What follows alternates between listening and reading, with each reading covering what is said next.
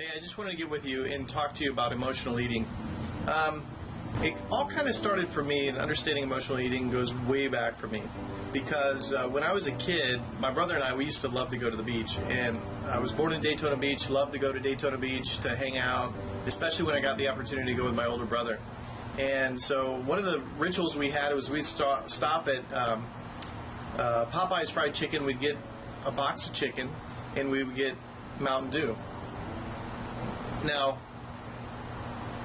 one day I received, as an adult, a disturbing call, and that was that my brother had passed away. And so, all of a sudden, I remember having to take care of the funeral arrangements at the time. My mother was sick, and my father was trying to take care of her, so it was left up to me to make sure everything went smoothly at the funeral. So, I remember grabbing a couple of Mountain Dews, and I went down to the funeral home, and I put one on top of his casket, and I sat and I kind of just talked to him in the room by myself, these weird things we do that we need to do for closure and whatnot. And so basically I realized after that I was hooked on Mountain Dew for a couple of years. Matter of fact, every day I had a Mountain Dew. It was pretty bad.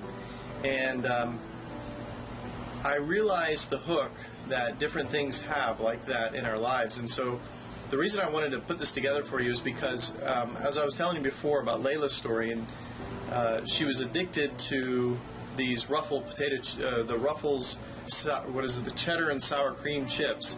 And she was telling me, how much she wanted to break away from that habit. I told her, I said, if you want to do it, we can do it right now. And it's the same exercise that I walked her through, I want to walk you through. Step one, I want you to imagine your very favorite food, whatever you love, the one thing that it's oh my gosh, this is the bomb diggity.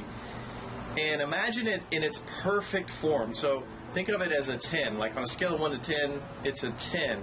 So let's say yours is pizza, for example.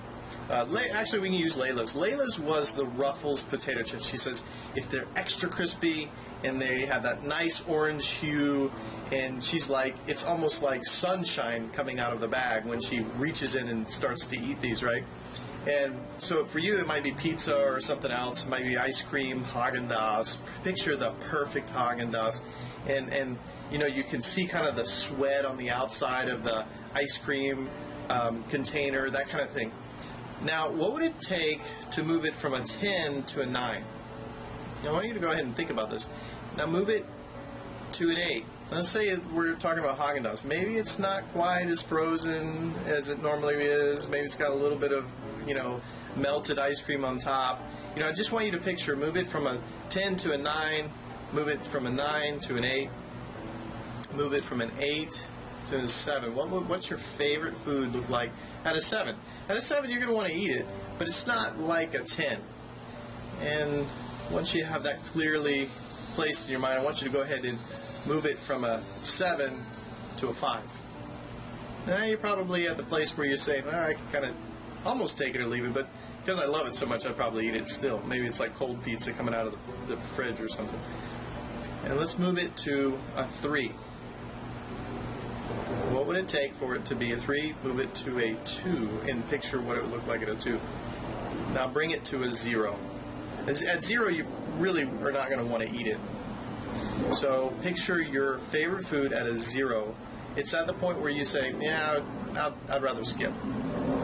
Now I want you to take it from a 0 to a minus 11. What does it look like now? Minus 11. For my friend Layla, she said it's like old, stale, hot chips that have been left out in the sun at the beach, and now the sand is in the chips, and it's kind of melted. It almost feels rubbery.